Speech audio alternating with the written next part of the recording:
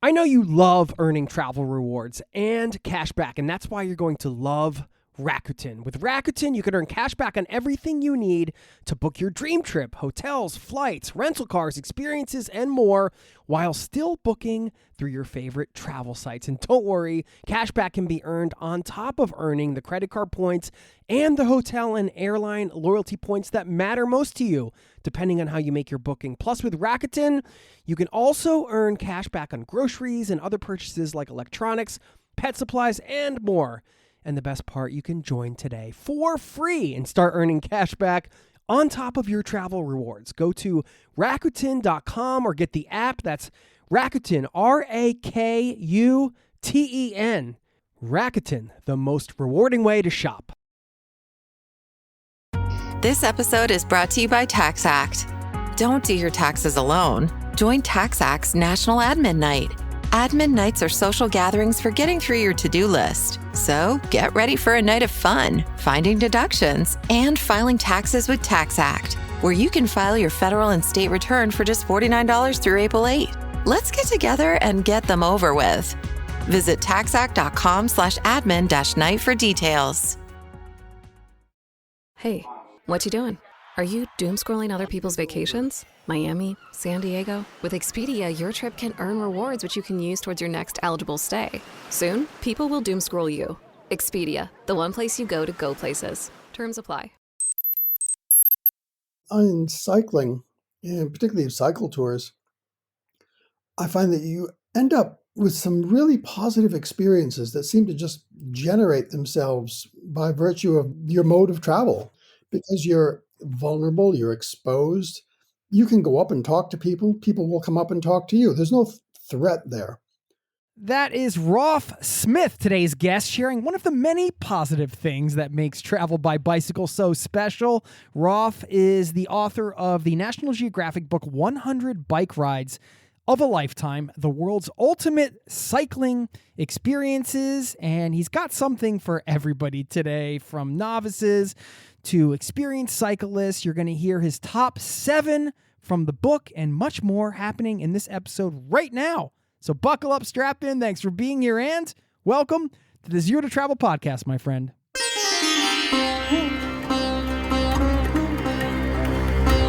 You're listening to the Zero to Travel podcast, where we explore exciting travel-based work, lifestyle, and business opportunities, helping you to achieve your wildest travel dreams. And now your host, world wanderer and travel junkie, Jason Moore. Hey, what's up? It's Jason here with ZeroToTravel.com. Welcome to the show, my friends. Thanks for hanging out, letting me bring a little travel into your ears today. This is the show to help you travel the world on your terms, to fill your life with as much travel as you desire, no matter what your situation or experience. And our guest today, Roff Smith, he's toured all over the world. I mean, this guy's done a 10,000-mile solo bike trek through the Australian outback. That became a 3-part series for National Geographic and ultimately a book. He's explored Zanzibar by bike, ridden from London to Istanbul, followed the Danube, and pedaled the length and breadth of Britain.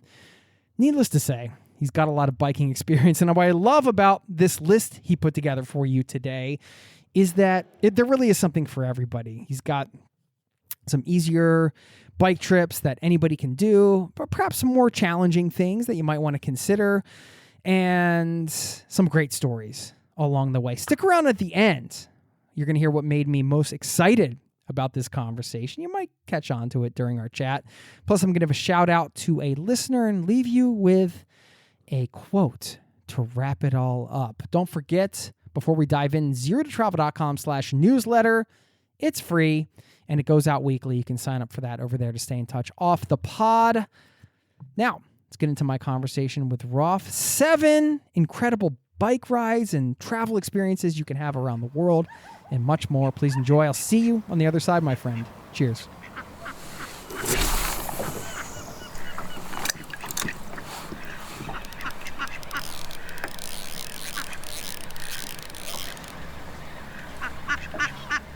I mean, you're Australian originally, right? So you guys know how to have fun. Well, we do know how to fun. Actually, I'm quite a mixed bag. I grew up in New England in the U.S., but I'm Australian, and I'm Okay. now in the UK. And in between, I've traveled. I've been around a lot of places. So Yeah, I saw that. I mean, all right. So now I'm really going to try to hone in on the accent because I've never heard an Australian, New England, English, English you know, accent. one of my publishers once told me she thought I had an accent from some county in England that no one's ever heard of. So I mean, isn't England the kind of place where that could be possible yeah, because there are so many there's so many. dialects and sort of. So I mean, I um, I live on a narrowboat now, which is a canal boat, and at the moment it's up in Yorkshire. I'm down here so I can do all these interviews, but um, up there there's so many different accents. Some of them are just really really difficult to understand. You have to take a bit of practice.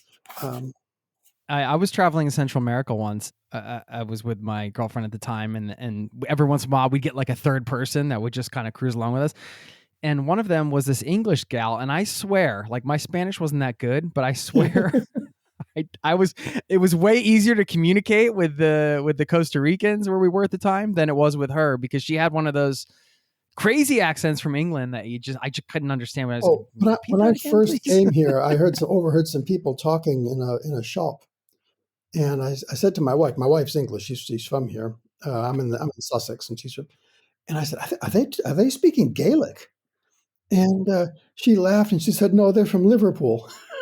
And I just simply couldn't understand what they were saying. I mean, it was another language. I can understand them now, but when I first came here, no, it was Where did you meet your wife? in Australia. But funny enough, while I was cycling around Australia, I did a 10,000-mile solo trek around Australia in the mid 90s. And I just reached Perth after a very, very, very long slog down from Darwin, which is about 3,000 miles. And we encountered each other and we kept in touch and ultimately got married. And now we have 2 kids that are grown up now. And yeah, so Wow. All right. So was it one of those love at first sight kind of like there was the instant connection thing it was or quite an instant connection. Yeah, well, we kept up, and it was just she was traveling around the world and had taken time a year off of her job in London, and it was a 5-minute window in which we met, and had 5 minutes either way, we wouldn't have met at all. But that happened on a bicycle trip. what do you attribute that to when the 5 minutes either way? Just serendipity? Are you a believer in what are your beliefs around that kind of thing? Uh, Sometimes sometimes it varies. Sometimes I think, things happen. You do get a sense sometimes that something is going to happen or has happened for a particular reason, and I think that well could have been one. It was literally it was a 5-minute window. You have been on some epic adventures, so you must have had some pretty serendipitous moments along the way. Some kind of like, wow. I mean, has one come to mind? We're just like, wow, like this is too weird to be just coincidence. Um, well, I mean, I've had a lot of really odd coincidences. I mean, I was in the up on the summit of Mount Erebus in Antarctica. It's a really towering volcano, and I was with a volcanologist. We were standing on the summit having a bit of a chat, and he was telling me how he used to go to this particular summer camp in New Hampshire, and I realized that was about 10 miles from where I grew up at the time. And we started talking about the shops and everything, and the hikes, and he would have been one of those camper kids that us locals kind of peered down our noses at, basically. But and we just had a bit of a laugh because we could remember the same shops, the same people, this everything, and we're standing there on this on the summit of this towering volcano in Antarctica, talking about it, and these other people that were there were just staring at us like, But yeah, how is that even possible? yeah, it's just you just bump into somebody in places like that. But also, I think on cycling, and particularly cycle tours, I find that you end up with some really positive experiences that seem to just generate themselves by virtue of your mode of travel. Because you're vulnerable, you're exposed. You can go up and talk to people. People will come up and talk to you. There's no threat there. And you think about it in the movies. Other than Miss Gulch in The Wizard of Oz, have you ever seen the baddie on a bicycle? Doesn't happen. That's true. Yeah. So you Right. have this, these cyclists, and we're all perceived as kind of gently out of time or maybe a bit out of touch. And I've had so many positive things happen as a result of just being abroad on a bicycle.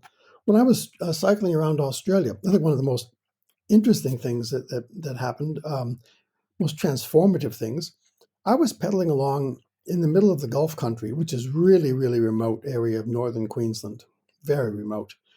And I was looking forward to getting to this outback town called Normanton, where I was hoping to get a cold drink. I mean, I hadn't had anything. When you're on a bicycle, you've got the water that you're carrying with you, and it just gets lukewarm in this stinking heat. And it had been several days since I'd had anything cool to drink, and I was just looking forward to it. I had about another 40 miles to go. And this battered old Land Cruiser pulls up beside me as I'm pedaling along, comes out of nowhere. And the guy leans out. He's got a really friendly face. And he says, "God, I'll bet you'd love a cold beer right about now." And I said, "Oh, yeah, actually, I would." And he said, "Oh, do you want one?" And he had this mischievous look in his face. And I thought, is this guy just going to say, "ha ha," and then drive off? Right. I said, are you joking? And he goes, "I never kid about beer, mate. Pull over." So I pulled over. He pulls over. And I realized there's a second Land Cruiser behind him. And there's four of these guys all together. Now, the guy who spoke to me was the local police officer. He's a police sergeant in this outback town. And he was about to get married. And his best man and his two uncles, they were going on, the four of them, off to this fishing expedition in some howlingly remote country. Anyway, we had a chat there on the roadside for a while, just drinking some beers and getting to know each other. And I said I was exploring the country on my bike. And Mick, who was the policeman, said, "Well, look, mate, you want to see the country? We're going places you'll never get on that bicycle. So why don't you leave your bike at my in-laws' place and come fishing with us?" So I did. Spent the next 2 weeks in this really remote country. And I ended up going to Mick's wedding. And we Oh, have been really? friends ever since. Oh, man. In fact, the other day, it was a couple of months ago, I'm sitting here in England typing away. All of a sudden, I get this FaceTime call. And I was wondering, what's going on? And I tap it up to accept because I didn't recognize the number. And these same four guys, Mick and his two uncles and his best man, they were out camping. And Mick used his I think it was his police radio type stuff to connect.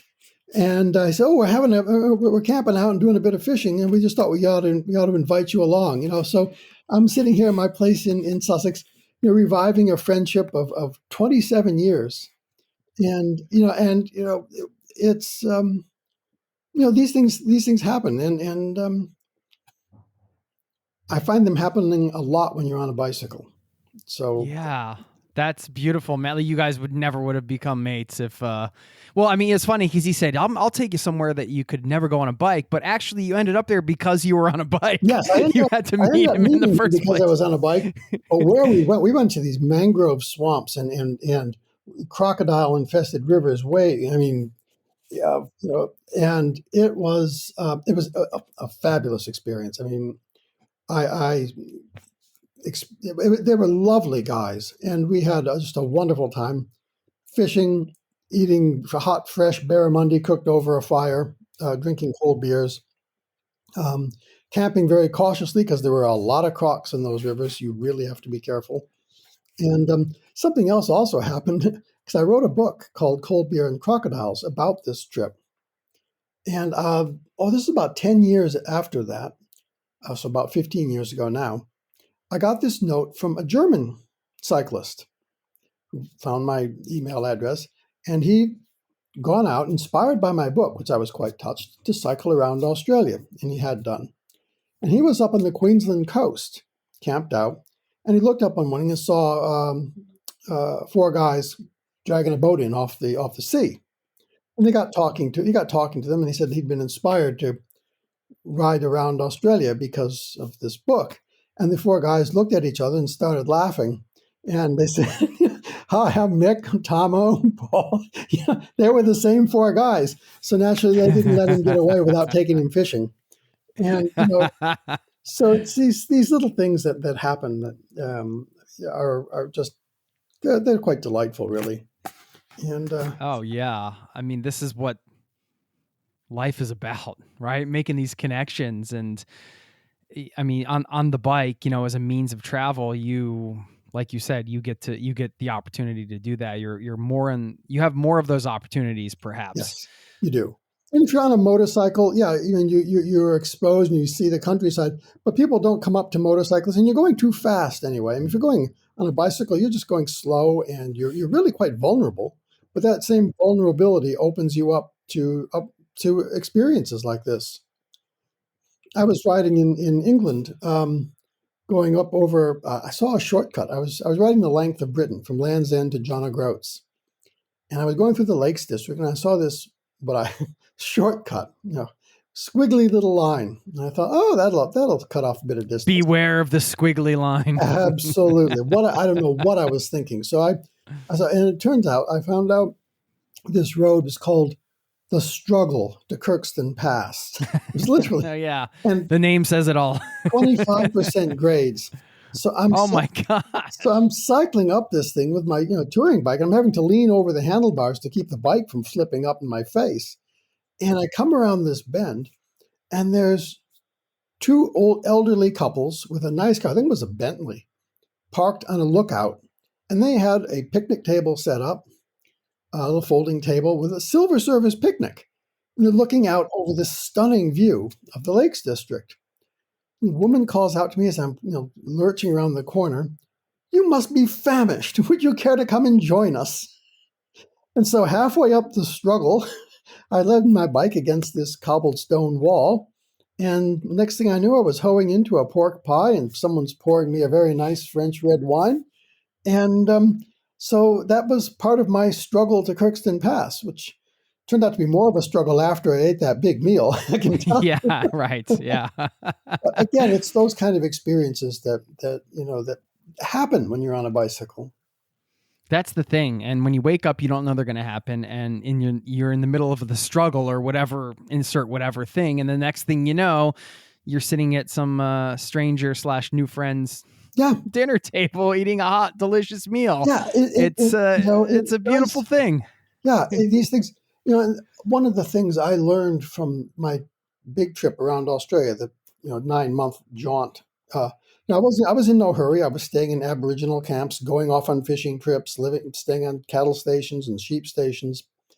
And the overwhelming thing that I took away from that trip was that the vast majority of people are good. They really are.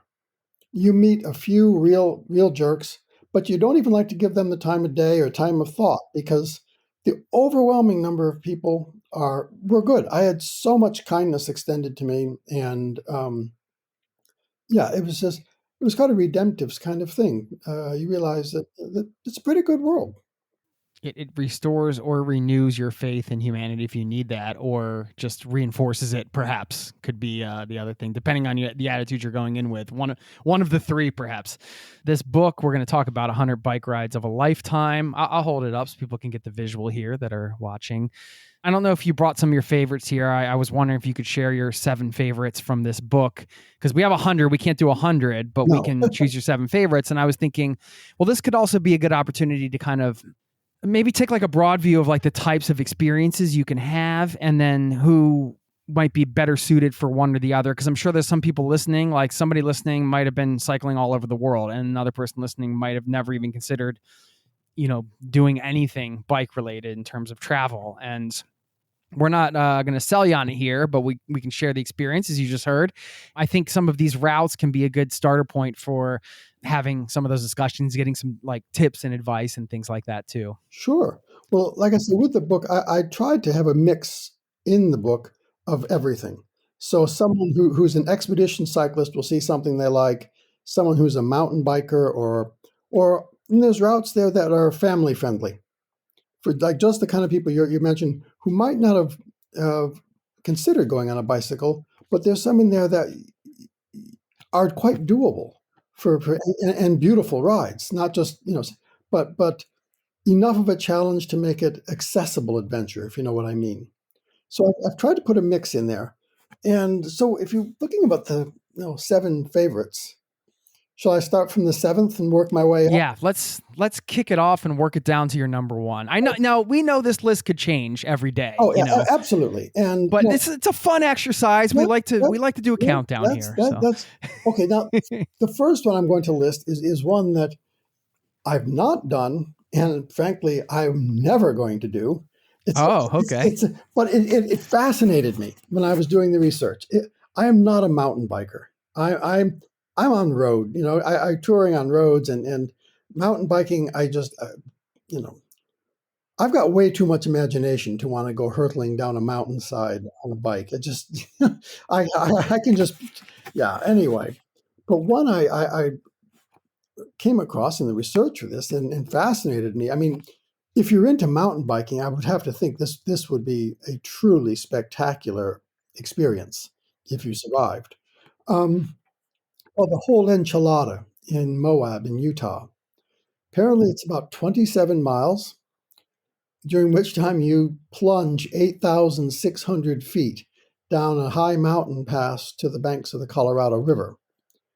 And you pass through all the ranges of ecosystems, down precipitous, rock faces. And I was looking at the pictures of this and talking to people who've done it. And you have this sort of almost kaleidoscopic sense of color, of red rock and flowers and dazzling, violet vistas as you're looking out. You start off at this pass at 10,000 feet, and you ride up another 1,200 feet before you start plunging down. And it just sounded like an amazing experience. But I mean, I don't have that skill set. And but that was a route that really stuck in my mind from when I was doing the research. Have you been to Moab? It is such a fun place to mountain bike. I've seen the countryside. I've just This might not be for everybody, the whole enchilada, but I would encourage everybody, if you get a chance, to go mountain biking in Moab. It's spectacular, awesome town, just such beautiful scenery. There's so much to do outside of biking. I love it. Yes, I mean, I gather that there's a lot of it's a whole mountain biking kingdom there, basically. And there's something there for everybody. That was one ride. I've spoken with a lot of mountain bikers, and a lot of them kept coming up with that. Can you say I wanted something there for everybody in the book? And although I don't do mountain biking, that doesn't mean that So, but that was a ride that really stuck in my mind. That I thought, wow. I mean, if you have the skills, that would be fabulous. That was the first time I ever came across this really interesting phrase: high risk, high consequence. I hadn't heard that phrase. And it just spoke to me. And I thought, okay. But that did it's one of those ones that stayed in my mind from when I was doing the research. Yeah, that's great. What a great way to kick it off. I like that high risk, high consequence. It's like you expect, a balance there. High risk, no, high consequence too. Don't fall on that 8,000 foot plunge. We'll get back to the interview in just a moment. I know you love earning travel rewards and cash back, and that's why you're going to love Rakuten. With Rakuten, you can earn cash back on everything you need to book your dream trip: hotels, flights, rental cars, experiences, and more, while still booking through your favorite travel sites. And don't worry, cash back can be earned on top of earning the credit card points and the hotel and airline loyalty points that matter most to you, depending on how you make your booking. Plus, with Rakuten, you can also earn cash back on groceries and other purchases like electronics, pet supplies, and more. And the best part, you can join today for free and start earning cash back on top of your travel rewards. Go to Rakuten.com or get the app. That's Rakuten, Rakuten. Rakuten, the most rewarding way to shop. This episode is brought to you by Redfin. You're listening to a podcast, which means you're probably multitasking. Maybe even scrolling home listings on Redfin, saving homes without expecting to get them. But Redfin isn't just built for endless browsing. It's built to help you find and own a home. With agents who close twice as many deals, when you find the one, you've got a real shot at getting it. Get started at redfin.com. Own the dream. Now, back to the show. What's your number 6? Okay, number 6, I've done bits of, but not the entirety of. And that is the Underground Railway route. That's a ride that tells its own story. I mean, a lot of bike rides go from point to point, and that's the whole point of the ride. Well, this is you're riding through history, and you're following basically. The route was quite well researched by the Adventure Cyclists Association, and it roughly approximates the route taken by enslaved people to escape, and it goes from Mobile, Alabama, up to Ontario, about 2,000 miles, and it just you cut through this wonderful swathe of America through following a route that has a historical significance. Now, I've done little bits of it, but in the course of the research of this, I spoke with a guy who not only had he done the entire route, he went and did it a second time. He liked it so much, and I got the idea he would do it again. And this is a guy who cycled all over the world. He's a very, very experienced cyclist, and he absolutely loved it. And I did that as a long haul cycling project. I mean, it sounded. I mean, I've done, let's say, bits of it. I would love to do the whole, get the whole feel of from Mobile up to Ontario. That would really that's something that stuck in my mind as a favorite, something I would love to do. Say I've done bits of it, but I'd love to put the whole thing together. So is a trail like that, I imagine it's pieced together in various ways, right? Like you might have some bike paths, you might be on the road sometimes, you might be on an old railroad track area, that kind of thing. Is a route like that, I mean, I know we're just speaking about this one specifically, but there are a lot of routes like that. Are those hard to navigate? Not so much. I mean, some of them are. I mean, some of them are really well signposted. Others you need a decent map. There are maps available for this, and so no, it's not that hard. You mentioned the trails, and I guess one of the ironies of the Underground Railway path is once you get to Ohio, it's almost all following the Overground Railway. They're almost all old rails to trails paths, which does keep you nicely off the traffic, traffic-free roads. So it's not that hard to navigate. It's a nice mix of things. So that would be a big selling point for me. The trails that will have a blend of a lot of things we're going to talk about today, but also, if you can be off. I think that's one of the scariest things for people when you think about traveling by bike, of course, is getting hit by a car. It does. A lot of people find that very intimidating. It can be quite. I mean, I've noticed since the lockdown. I have a fairly robust attitude towards traffic, but I've noticed even since lockdown, there's a much more aggressive sense in the roads than there was maybe 5 years ago. But a lot, where possible in the book, I've tried to get routes that where we're as much traffic free or low traffic as possible. There were several lovely routes that I've done in the past that I didn't put in the book because they just the level of traffic kind of spoiled it. But this particular one, I mean, there's a whole swathe of America from south to north. It's pretty friendly, and it's something that can be done over. You don't have to do the whole 2,000 miles in one hit.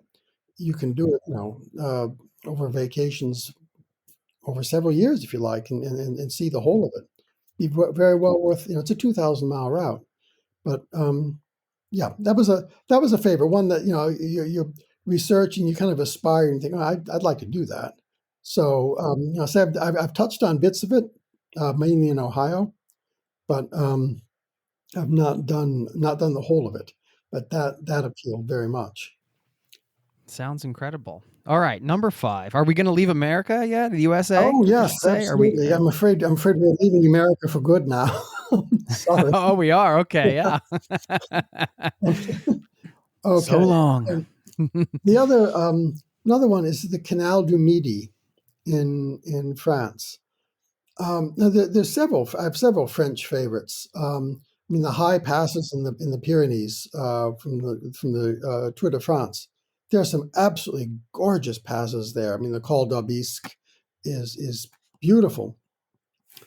But I think I've mentioned earlier. I live on a narrowboat on the canals, and so I mean, our English canals we've got 2,000 miles here in England, and not so much. Well, they have plenty of canals on the continent too, but this canal, the Canal du Midi, is 17th century. It's one of the really earliest of European canals. It may even be the oldest. Um, and it stretches right across the heart of France down to the Mediterranean. Follow this towpath. You're going through some lovely old cities, wine country, um, and it's along a 17th century towpath. Some of it's kind of rough, bit overgrown because But it's flat. well, that is one of the really appealing things. Yes, it is flat.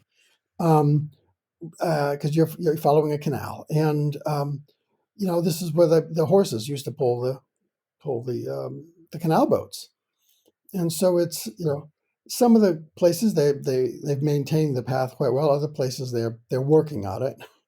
I mean, there are parts of this you definitely want a gravel bike for, or at the very least a light tourer.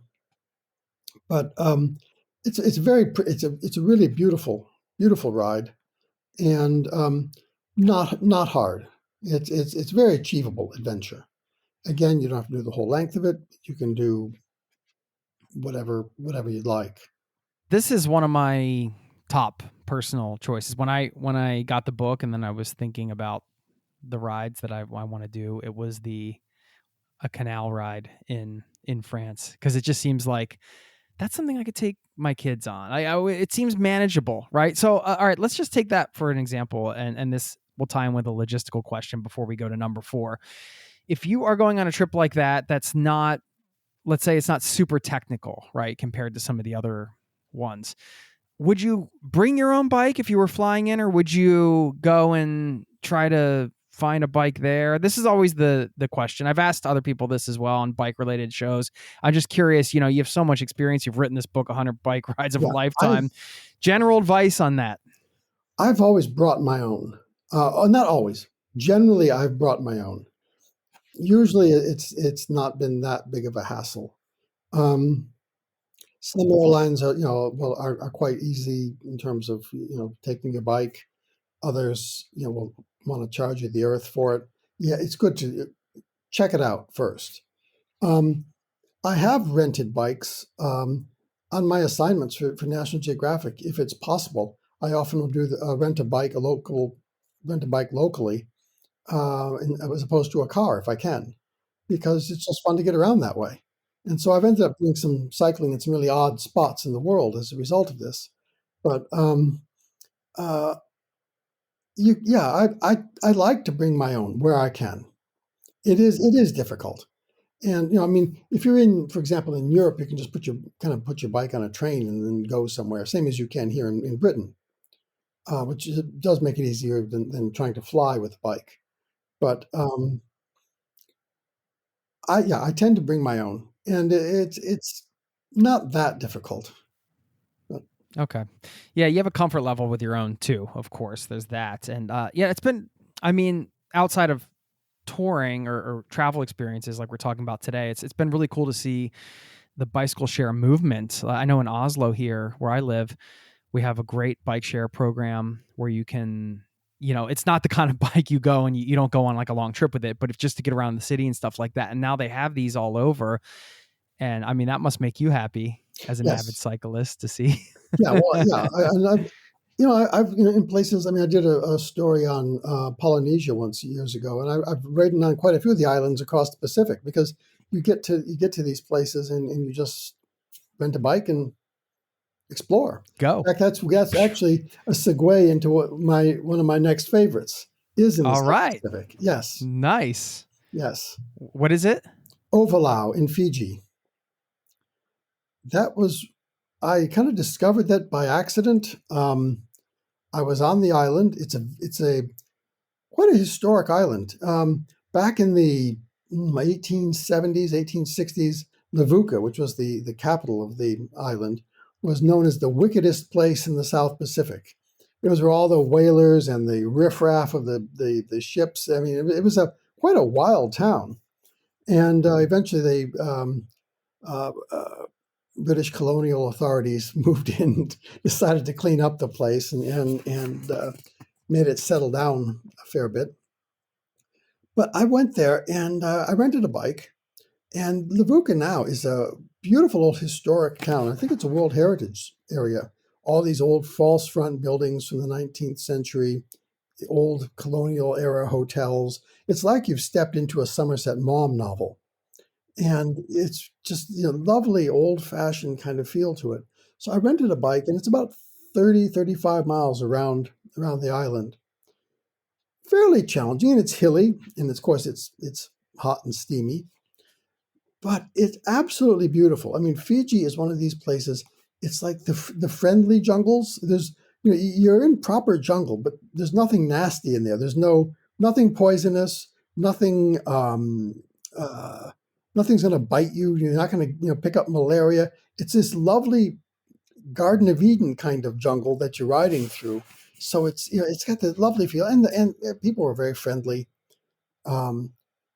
Just did a lovely loop around that island. It was just very calming. Just really, I remember coming down one of the valleys. It was on a Sunday, and I came up, crested this hill, and there's this village down below. You can hear the church bells ringing and the sound coming up from the valley in this beautiful tropical landscape. I mean, it was absolutely a lovely ride that is stuck in my memory. So when it was time to do this book, that was I wanted a nice diversity of places, and I thought, well, here we go. That's definitely going in. And yeah, I love that. Yeah, well, that's great because also, you, of course, you hear about France and you hear about a lot of these places, but you don't often hear a recommendation from a tropical island like that. I'm smelling the smells, kind of the tropical island smells, as I'm putting myself there. It was lovely, and I finished up and I went back to this old hotel that was dated from the turn of the century or turn of the previous century. And you just had a nice quiet drink, and it was just absolutely a delightful ride. And Ovalau is very it's an island. It's not far from the main island, Nandi, so it's quite a short hop by plane to get there. And there was I rented a bicycle, and it was I didn't have my own there. I just rented one, and it was absolutely beautiful and definitely one of my favorites. Love it. Something that's stayed. Thanks for the recommendation. I'm glad it made the list. Yes. All right, we're in the top 3 already, Yep. which seems insane. But this next one is one I did when I was on my very big ride around Australia. It's almost an Australian rite of passage, although not on a bicycle. It's to cross the Nullarbor, and that's the Nullarbor Plain. I don't know if you're familiar with it. It's a 100,000 square mile arid limestone escarpment. That Null Arbor. It sounds like an Aboriginal name, but it's actually Latin. Null Arbor, no trees. It is absolutely desolate. And if you're Australian, it's almost like a rite of passage to drive across the air highway on the Nullarbor Plain. And when you hear people talk about it, it's a bit like Texans like to talk about size and big things. And to hear the descriptions of the Nullarbor, you would swear that they're talking about a 5,000-mile drive because people, I was going. It has a mystique in a way. It has, yeah. People will swear that they were doing 100 miles an hour all day and all night, and you think, no, that's impossible. You couldn't have. But it's about 750 miles, which is big enough. It's long enough, and there's not a lot out there. But if you're going in a car, it can seem kind of tedious after. It's almost like a sea journey. you set out on this, and there's this empty landscape. On the road, there is a 91-mile stretch where there's not a single bend in the road. It's dead straight. World's longest stretch of dead straight highway. Now, there's about some miles north of the highway, quite a few miles north of the highway, through the heart of the Nullarbor, there's a stretch of railway tracks that's nearly 300 miles without a bend. So I mean, we're talking about a big and empty place here, but on a bicycle, you're going slow enough that you're seeing there's wildlife out there, little birds and wild camels from the days of the camel trains in Australia in the 19th century. So you leave Norseman, which is this rather rugged West Australian mining town, and there's this sign, and there's nothing for 1,200 kilometers, about 750 miles. And when you're setting out, I mean, there's like a little archipelago of roadhouses, which is they're a bit like petrol stations, but some of them have rooms you can stay in. But there's only a few of those, so it's anywhere from 100 to 150 miles between these points. So you've got to be carrying your own water because there's no surface water out there. It's You did this? Yeah. This was part of the Yeah, solo. this was a part of the. This is pretty insane, man. You have to be. How much water do you have to carry? I mean, this is a major. This is a sort of like an expedition. Then it's less of a. Yeah, this. It's not as tough as actually coming from Darwin down to Perth. That was much tougher. But at the most, I was carrying 23 liters of water. So that's 6-7 gallons, something like that. And that gets you through the no, whole 700? it doesn't get you through. No, it gets you from one water hole to the next. I mean, the temperatures up there, when I was there, temperatures hit 120 one day.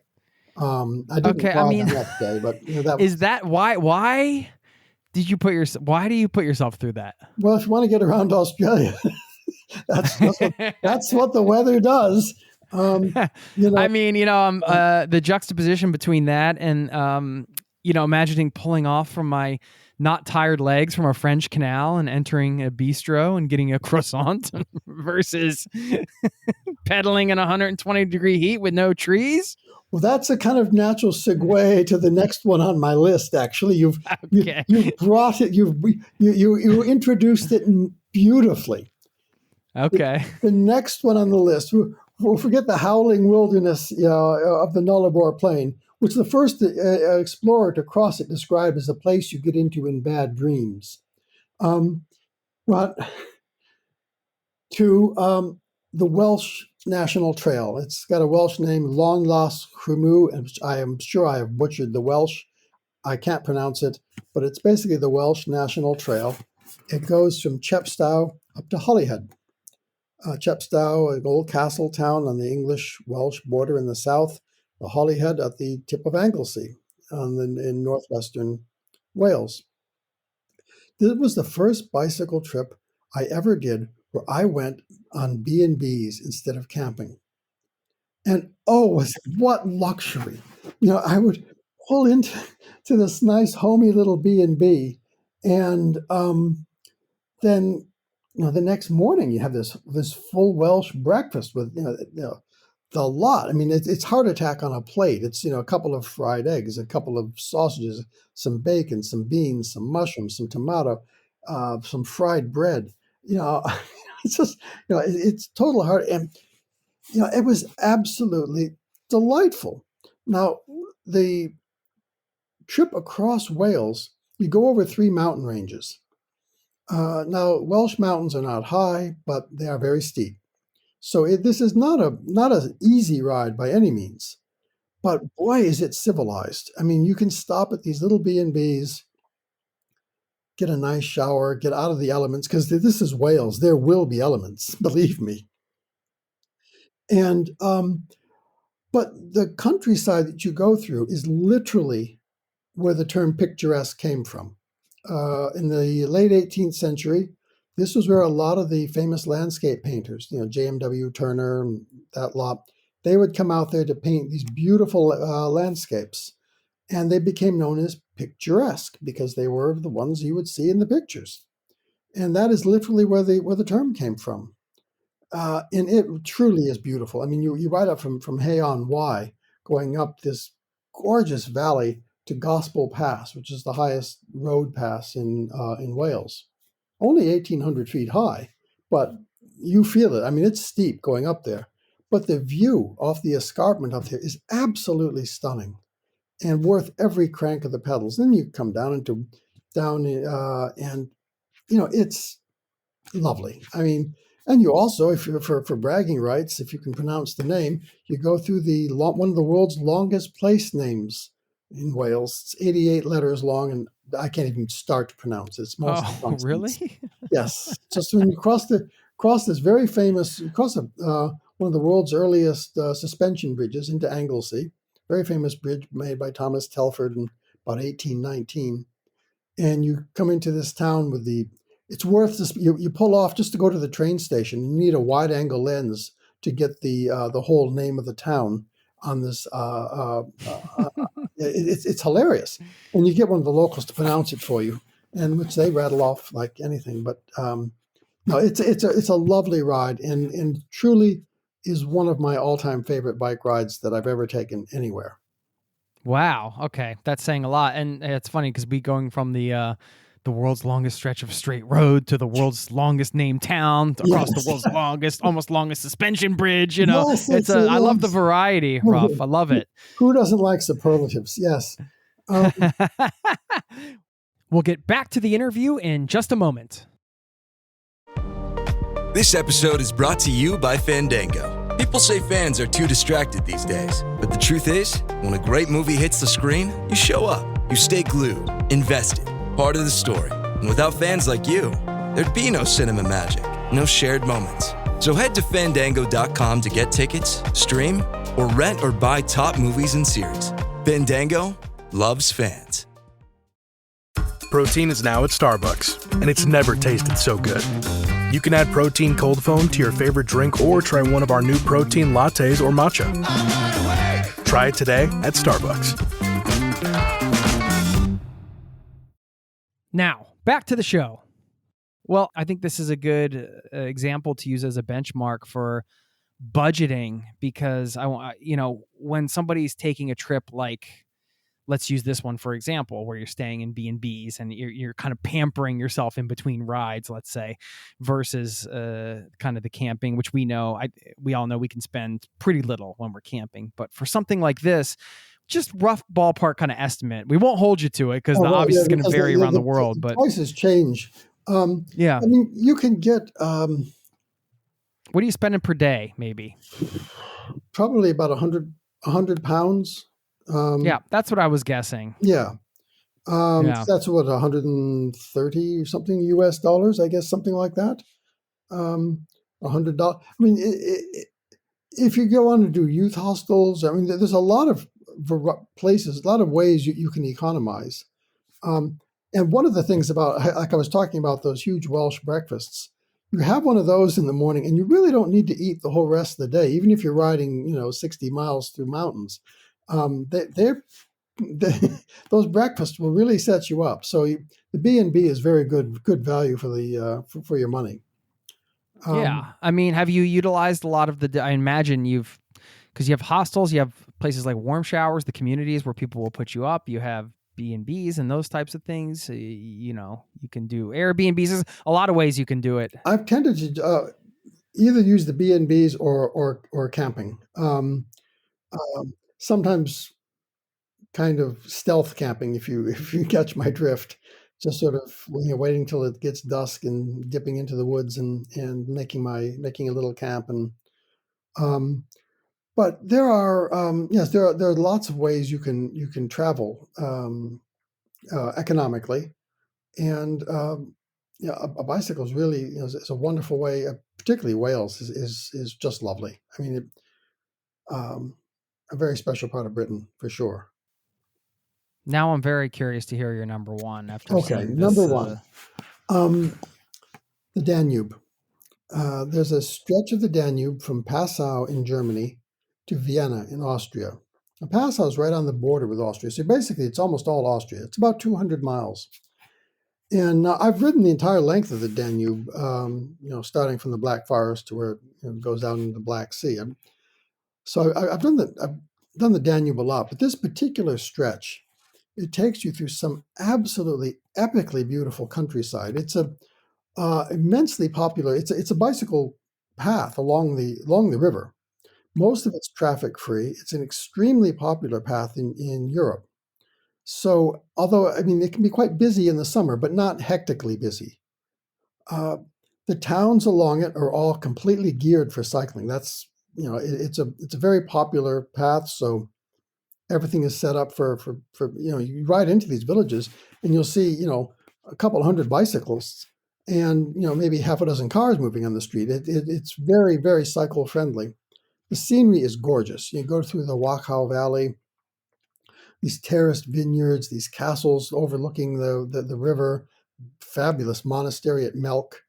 And the path itself is so beautifully laid out. You're following this grand river through these idyllic European, it's like a European cycling idyll, actually.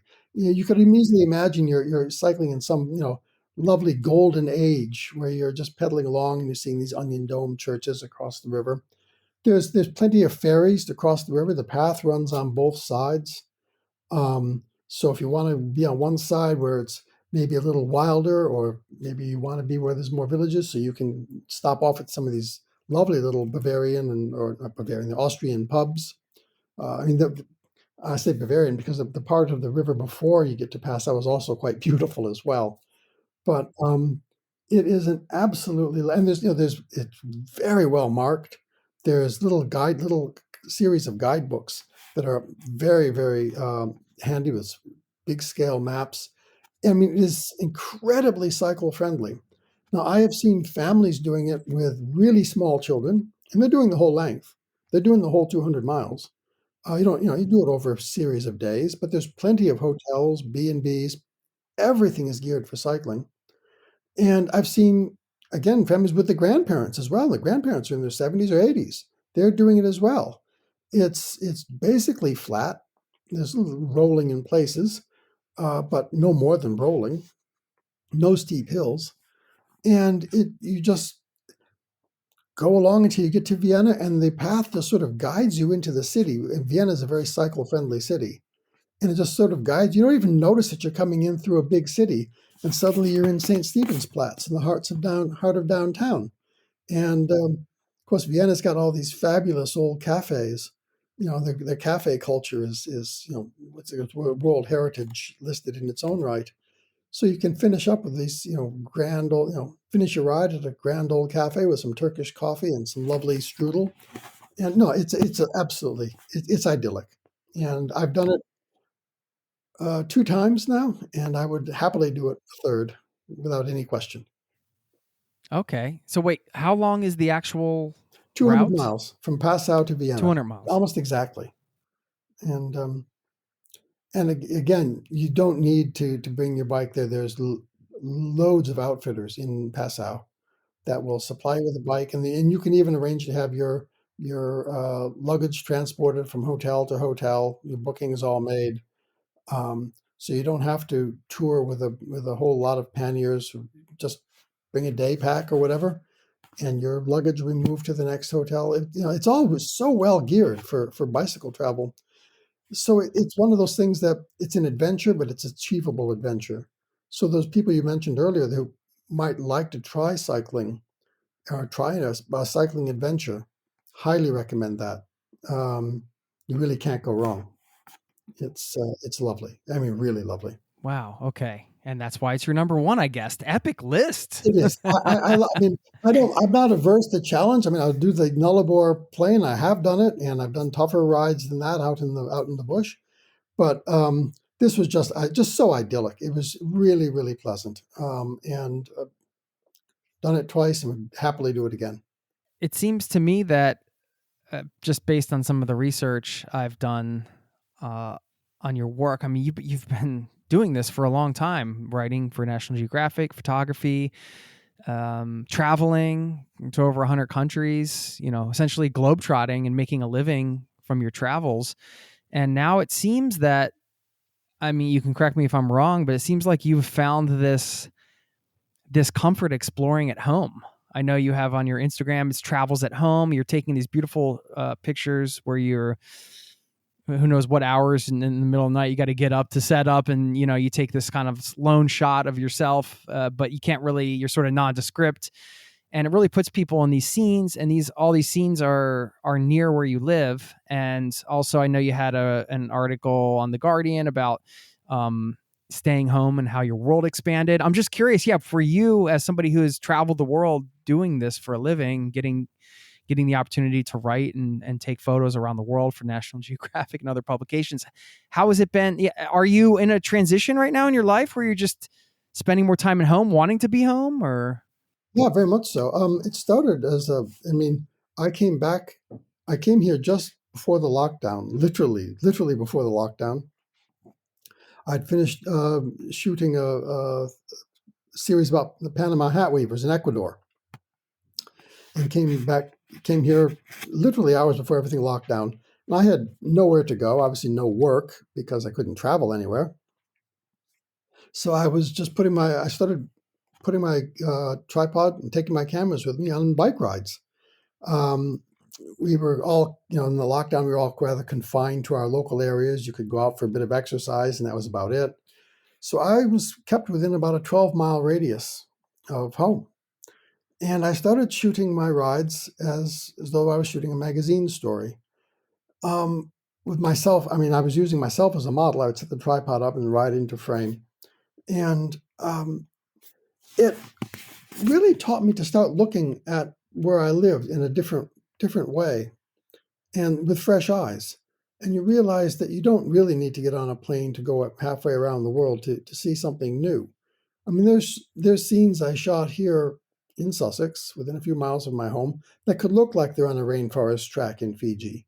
There's another scene I shot I remember coming across the coastal marsh with a red sun, boiling hot red sun coming up. And you could imagine that was in the Serengeti. It was a very African-looking feel to it. There is so much that you can see and experience within your own home area if you just travel with fresh eyes. And a bicycle is perfect for doing that. And so after a while, I really got into this. I wanted the pictures. Although I'm the model, if you will, in my pictures, I didn't want these pictures to be about me. I wanted to be about a cyclist on the landscape, so someone looking at them could imagine themselves out there. I've had a lot of really positive feedback from that, and people have started looking at where they live and realizing that you can travel at home without going anywhere. And so now I'm living on a narrowboat, which is an even slower means of transport than a bicycle. A narrowboat goes about 2.5, 3 miles an hour on our 2,000-mile canal network, which I'm going to be exploring. So I've actually even gone slower and more local, and I'm really happy doing that. If I could explore Britain. There's so much to see in Britain that I could explore this for the rest of my life without any problem and still feel I hadn't scratched the surface.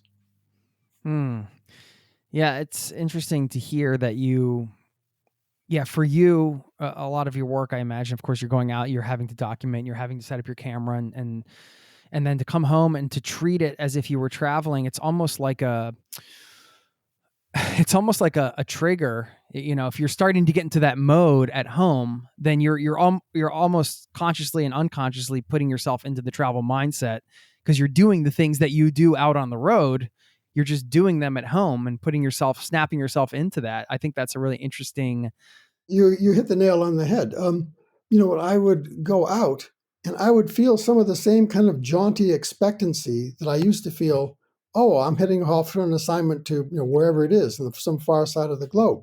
I would feel that same kind of expectancy and excitement about traveling off to the wheel 12 miles away, because you're just going at this different pace and seeing things.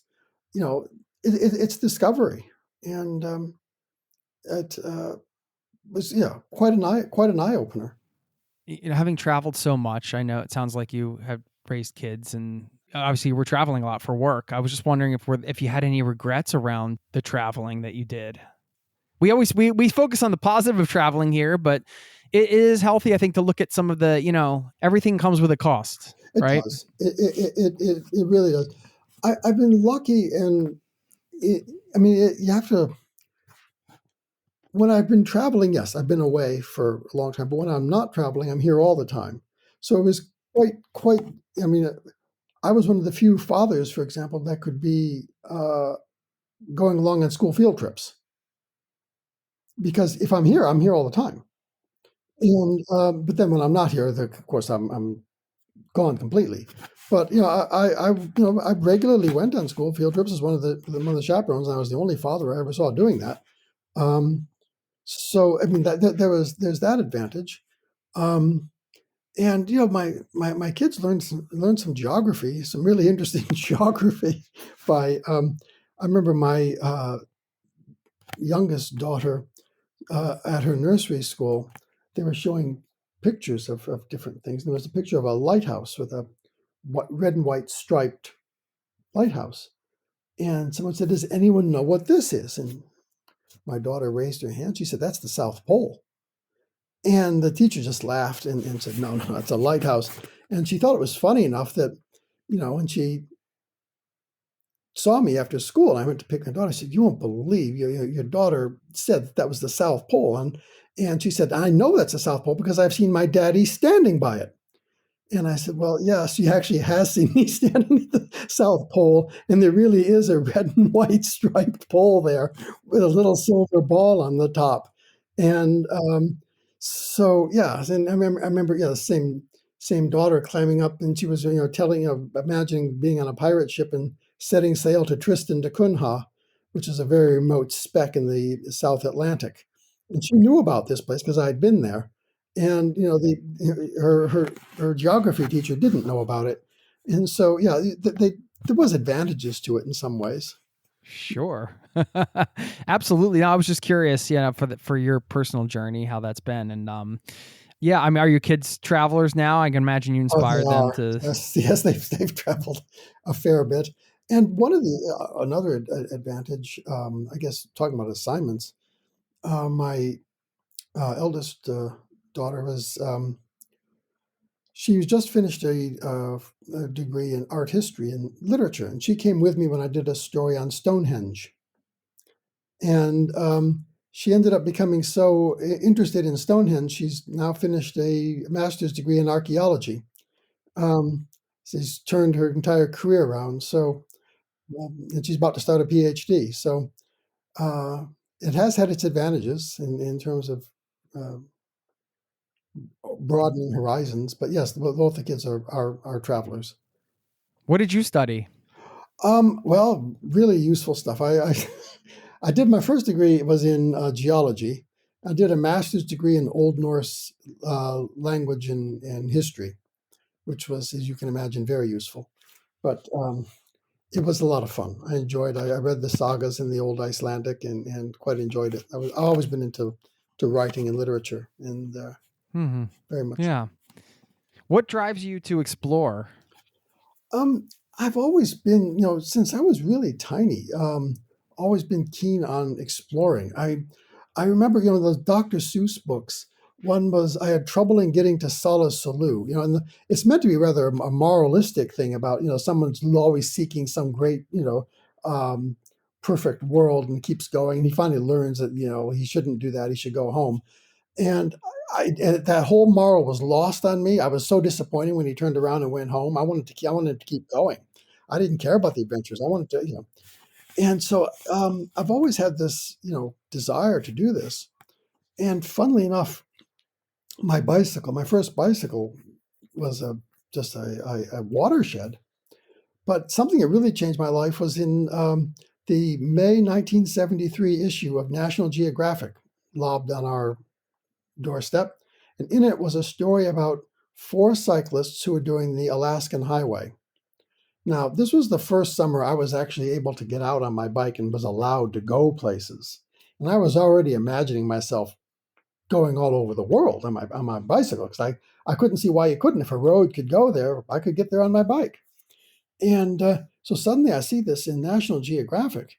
Yeah, I mean, what I was guessing was, it really was. You really could do it. These people were riding to the whole length of the Alaskan Highway, and they were going to go all the way down to South America after that. And that, made up my mind. I wanted to cycle the world, and I wanted to work for National Geographic. So both of these things eventually came about. It took a while, but it happened. How old were you? I was 14 at the time. And wow. Yeah, well, I was so besotted by this. I mean, I read that article. I can still, to this day, picture remember the pictures in that story. And funnily enough, when I was about 17 or 18, I wrote to National Geographic. And I dreamed up this idea. I know, I'll cycle around Iceland. I thought that would be fabulous. And this was before anyone ever went to Iceland. Iceland was a really obscure destination. And I thought, oh, this would be great. So I wrote off to the editor of National Geographic and told him, here's a great idea, and I'm willing to volunteer myself to do this. And it was a sign of those times. My letter was not ignored. I got this very lovely letter back from him saying, sounds like you've got some, wonderful ambitions. And it was a really encouraging letter. He said, I encourage you to go out and see the world, go into journalism, get some experiences, then come back to us. And it was really a lovely letter. And I'd forgotten pretty much all about it. And, I went it was good advice, and I followed it, but not really intentionally, just the way my life panned out. I ended up going into journalism, and I was with Time magazine. Then I quit my job there and did my cycle trek around Australia, which became a 3-part series in National Geographic. Now, I had mentioned at one point when I was talking to them about doing the story, that I had written once before, and this was, anyway, when I just finished, I finished the ride around Australia and got to the Sydney Opera House, and there was a photographer there, a guy I'm still friends with, a guy named Ian Lloyd, and he was there with a letter, a sealed letter. He said, Bill Allen, who was the editor-in-chief at the time, asked me to give you this. And I said, okay.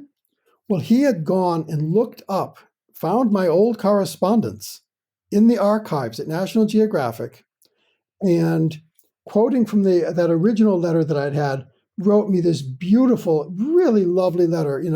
It's taken a while, but you've done it, and it was really, really touching. And he had, this was right at the end of a 10,000-mile trip around Australia, my first story for National Geographic, and to this date, the biggest bicycle ride I've ever had. And it was just lovely. I mean, a really, really lovely thing for him to do. And I was deeply touched. Wow. I can imagine bursting into tears right there. It was quite emotional. He just looked it up and sent this letter. It was really, really kind. And yeah. Do you remember when you actually got I don't know at what point during the bike ride, before or after, or I guess it was before, or what time, how far before, but you got the notification that you were going to be working with National Geographic, and then your 14-year-old self was now fulfilling your dream? Was that a big moment for you? I mean, it was a certain sense of, I knew they were interested in the trek that I was doing. They were, I think, skeptical at the start. I mean, could I actually do it? 10,000-mile ride around through the bush, and so I'd send a photographer out to join me periodically, more on spec than anything, just in case. And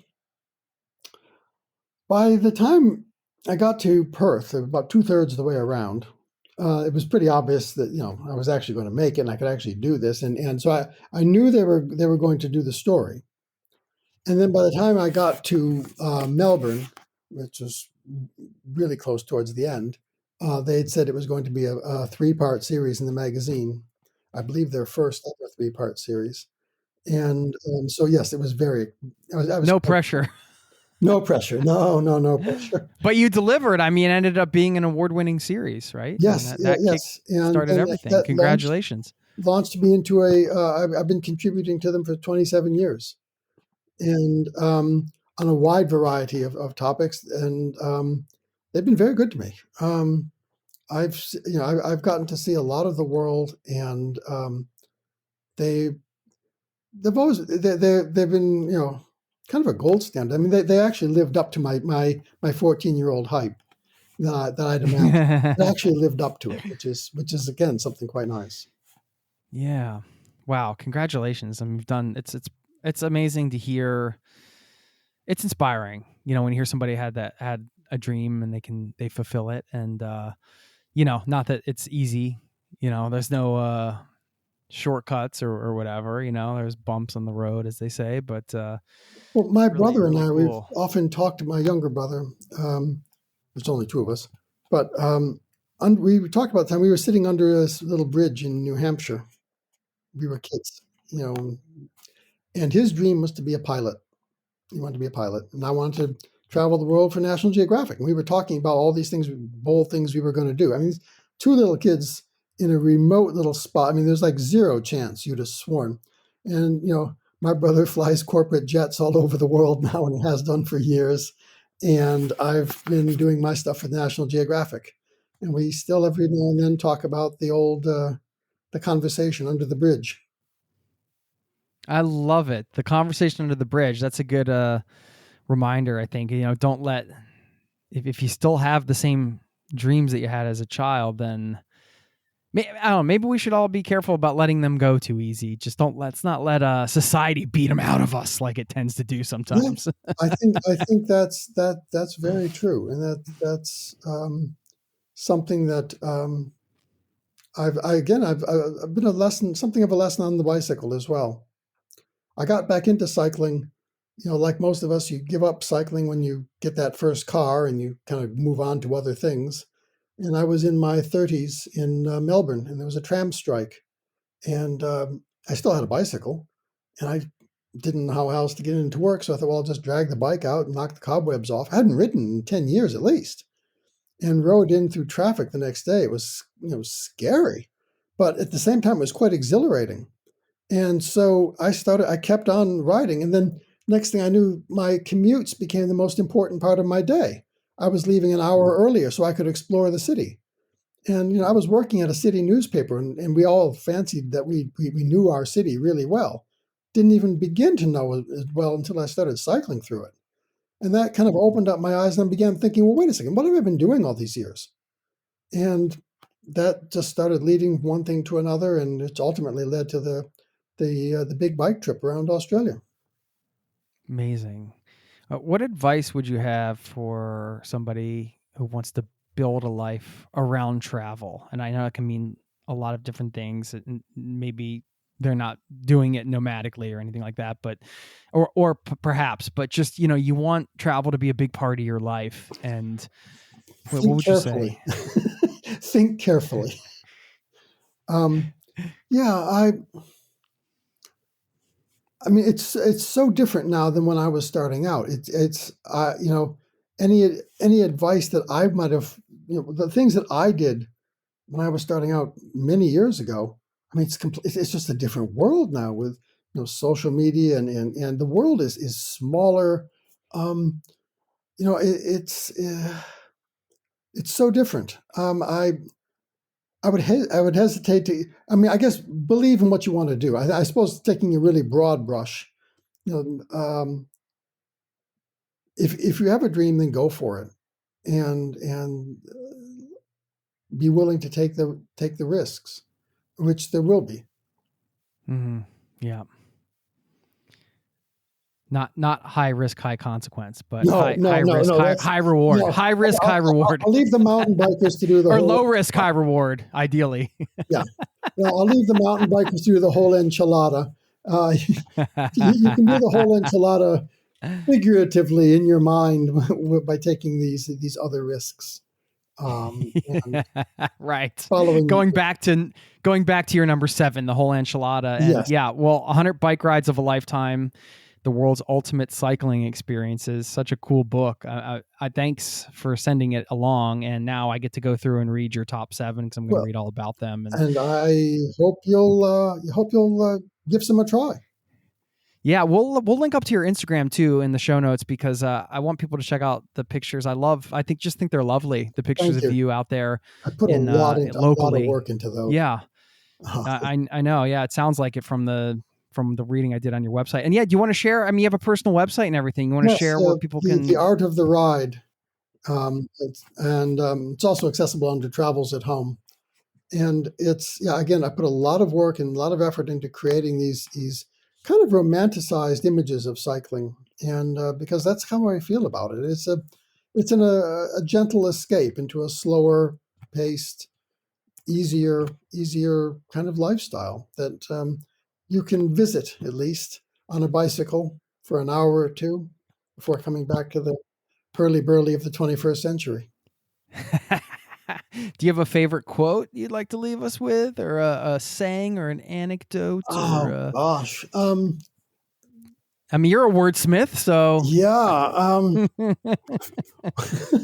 Well, there's always Mark Twain's little quote, because he was learning to ride bicycles when they were first invented. Get a bicycle. You will not regret it if you live. There you go. That's a great way to wrap this one up. Yes. Thank you so much. Hope we can stay in touch and do a ride out there somewhere. Absolutely. I hope so. Together. Yes. Take care now. Thank you, Jason. Take care. Bye-bye.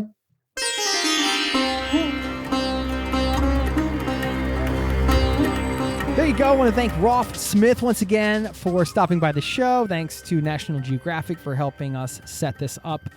100 Bike Rides of a Lifetime. I love a good book like this where you can flip through and just dream, perhaps add to your bucket list, and just think about some of the adventures that you might want to have in the future. I was glad that he was able to pull 7 to share with you today. And I mentioned at the top I was going to share something that got me really excited about this conversation. There's an overarching concept to this, but I will say when he mentioned that Danube cycle path, we talked a bit more about that off the podcast. After we stopped recording, we got into a conversation, this path that runs from Germany to Vienna, Austria.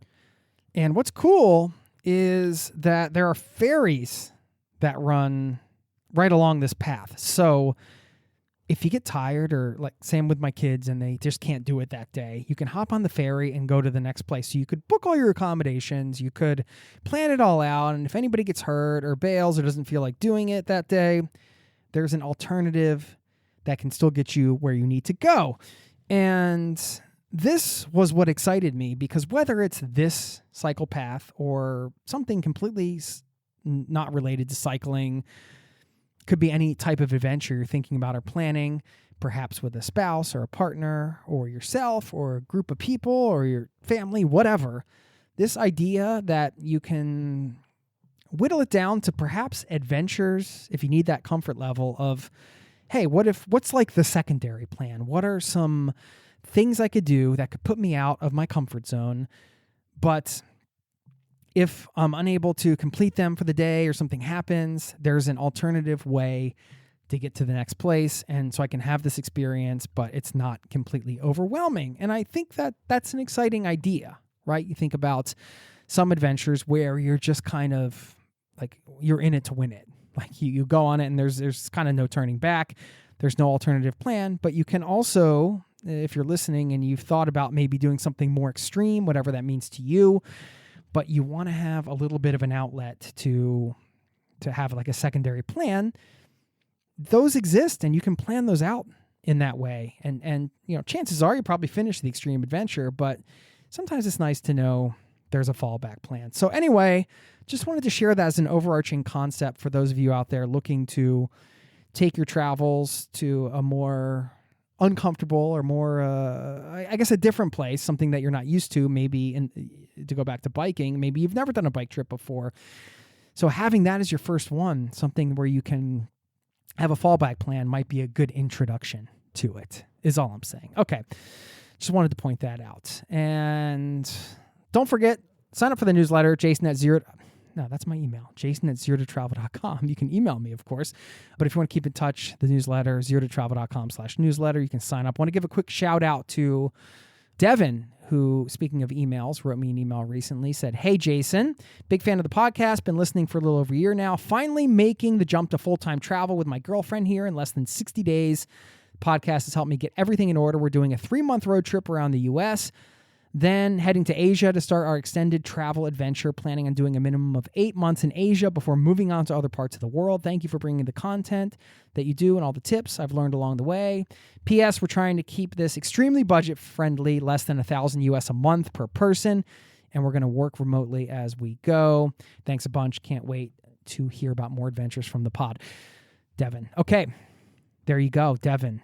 Big shout out to you for making the travel dream happen, for getting out there and doing it. I'd love to share these stories because we're all a community here. Y'all are listening, and you know somebody else in this community is making the travel happen, and it's always nice to kind of share that, put it out there, and to continue to inspire each other and kind of keeps the momentum going, keeps the snowball building, so to speak. So if you have a story you want to share, a tip, anything, it's all about sharing here. I even have a section in the newsletter of this podcast where we have community features. So I'm always excited to feature people in the community that have something they want to share with everybody else for inspiration or that's helpful, resources, whatever, anything. Feel free to share. Let me know, and I'll do my best to share that out with you on the pod. Okay, I'll leave you with a quote to wrap this up on, of course, on bicycling. This one's from Mehmet Murat Ildan, and this is so true. I read this and I was like, this is true. Here it is. "Every time you miss your childhood, ride on a bicycle." That's the quote. I grew up riding bikes. I mean, knocking on your neighbor's door like, "Hey, you want to go ride bikes? Cool." And there is something childlike in a way about getting on a bike and just going for a ride, and extrapolate that out into like a long journey. Perhaps we get an extended trip of childlike wonder along the way. Who knows? So every time you miss your childhood, ride on a bicycle. Leave you with that quote. You can go on a ride today if you'd like. Thank you for listening. Thanks for being a part of this community. I'll see you next time. Peace and love to you and yours. Cheers.